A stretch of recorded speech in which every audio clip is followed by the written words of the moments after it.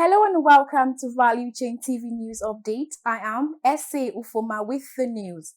And on the news update, the president of the Nigeria Association of Cassava Growers, Mustapha Othman, has urged the federal government to give priority to cassava production. Othman, who said this in an exclusive interview with Value Chain TV, maintained that if cassava production is increased by 10%, the nation's revenue generation will improve.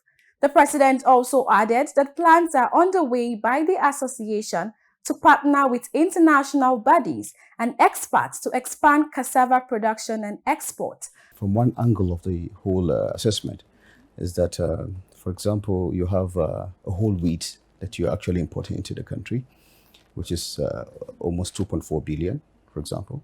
So what we're saying is if you introduce cassava into wheat, just 10% of cassava, you will reduce the import bill of the country by about 200 million. Not just 20 million, about 200 million. So that's a lot of money, you know. And then the most important thing I think to look at basically about cassava is the value chain itself, the entire value chain. It has a lot of ethanol, both alcohol and of course biofuel, you know. In recent times you can see, I'm sure NMPC is talking about renewed energy or renewable energies, and they have quite a lot of lands in somewhere in Kogi State to see how they can be able to farm cassava. LPP cannot go with bigger companies in the country. But of course, in the other framework, which is the international framework, it's why we're coming with a refinery for the ethanol. There will be a refinery that we're working on now to see how we can, because Netherlands, some of those Netherlands guys have reached out to us. And of course, then we're looking at Turkey for areas of fabrications and so on. So these are partners that we're trying to build and come up together. This partnership, only by the time we consume the partnership, we now approach the federal government. I'll tell them, look, this is what we have. We have people who are ready to see that they can make this thing happen.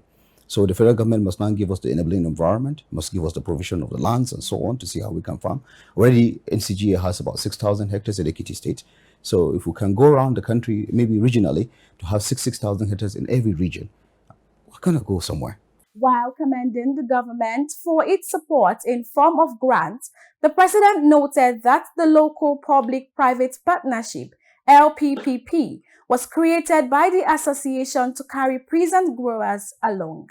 So what we're thinking of doing now at the moment is, at NCGA is basically to see how we can come up with a framework that can be able to assist the local populace, particularly those small-scale farmers. You know, and what I mean small-scale farmers, somebody with just half a hectare or quarter of a hectare, and then put them together, you know, as a cluster, for example, and create a cooperative society so that they can help themselves and leverage on each other's advantages. So we're using a small local PPP concept that can help them supply all necessary information and materials that they require within themselves to come together. But they can't do that without having the capacity. So what we're doing at SCG is basically to see that we're bringing information, we're bringing knowledge, and then of course we're bringing expertise on how they can come together and help themselves survive. What most people don't understand about the PPPs is that you can make your own localized. Most countries have localized their PPPs to suit the needs of their own people. And this is what we have to do in Nigeria. Basically, whether it's on infrastructures like roads and what have you, but then now we are focusing on food security. So as the country is burning in terms of resources, food to eat and so on is difficult. So we're looking at the situation where we can ensure that we have developed a concept, which is the PPP concept, local private partnership. So it's going to be LPP this time around for the locals so that they will understand how they can leverage on each other's advantages. The Minister of Finance and Coordinating Minister of Economy, Wale Edun, has said that the 22.7 trillion naira printed by the Central Bank of Nigeria through Ways and Means overdrafts for the federal government of Nigeria from 2015 to 2023 under former President Muhammadu Buhari has pushed Nigeria into hyperinflation. Edun, who disclosed this during an interface with the Senate Committee on Finance, said during the period the printing of naira in trillions was carried out without matching its productivity. The Senate resolved to probe the 30 trillion naira Ways and Means spent by the Buhari-led federal government, which according to it was recklessly spent.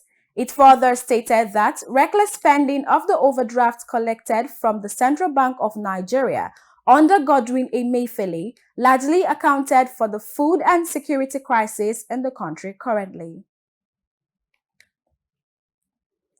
President Bola Tinubu has said that time has the power to judge fairly, and it shall define the tough decisions, character, and sacrifices of his administration in the quest to make a difference. President Tinubu, who was represented by Vice President Kashim Shettima, made the statement during the 2024 Obafemi Awolowo Prize for Leadership in Lagos.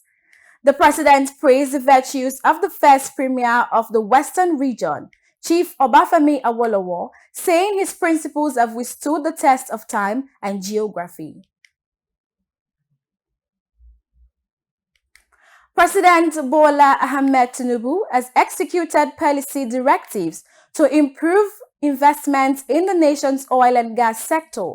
Minister of Information and National Orientation, Mohammed Idris, disclosed this in a statement issued to journalists in Abuja. Adaobi Ogwejofor completes the report. The president initiated the amendment of primary legislation to introduce fiscal incentives for oil and gas projects, reduce contracting costs and timelines, and promote cost efficiency in local content requirements, recognizing the urgency to accelerate investments. He initiated the fiscal incentives for non-associated gas, midstream, and downstream development. The statement noted that the anticipated impact of this investment extends beyond energy security. The projects are expected to relaunch economic activity and job creation in the sector, as well as stimulate activity in ancillary SMEs within local communities. The president also directed that NNPC Limited and the Nigerian Upstream Investment Management Services Limited, in collaboration with the Nigerian Content Development and Monitoring Board and industry stakeholders, simplified the contract approval process. These directives are aimed at compressing the contracting cycle to 4 to 6 months, ultimately reducing project schedules, expediting the delivery of oil and gas products to the market, and increasing value to the country. The incentives were developed in collaboration with the Federal Ministry of Justice, Federal Ministry of Finance, Federal Ministry of Petroleum, Federal Ministry of Budget and Economic Planning, Federal Inland Revenue Service, Nigerian National Petroleum Company Limited, Nigerian Upstream Petroleum Regulatory Commission, Nigerian Midstream and Downstream Petroleum Regulatory Commission, and the Nigerian Content Development and Monitoring Board. The Special Advisor to the President on Energy has also been directed to continue coordinating the aforementioned stakeholders to ensure the implementation of these directives within a stipulated time frame. According to the statement, the President strongly believes that private sector-led growth enabled by clear and inclusive government policies is the most enduring path to prosperity for all Nigerians. For Value Chain TV, Adaobi Ogwejofor reporting. The federal government has declared that it will withdraw the operating license of power distribution companies that were intentionally not supplying electricity to consumers across the country. Minister of Power Chief Adebayo Adelabu lamented the poor supply of electricity across the country, accusing some discos of not distributing the power supplied to them by the Transmission Company of Nigeria, TCN. President Bola Tinubu has directed immediate release and distribution of grains and palliatives to residents of the Federal Capital Territory to cushion the effect of the high cost of living due to fuel subsidy removal. This was disclosed by the Minister of State for the FCT, Dr. Maria Mahmood, during an emergency meeting with stakeholders and chairman of the 6th Area Council of the FCT.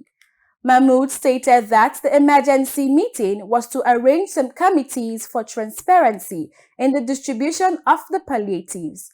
The intervention coming barely few days after some FCT residents attacked a warehouse in the Gwagwa-Tasha area of Abuja, belonging to the Agriculture and Rural Development Secretariat of the FCT. Administration looting food items and vandalizing the building. And that's it on Value Chain TV News Update. I am Essie Ufuma. Thanks for watching.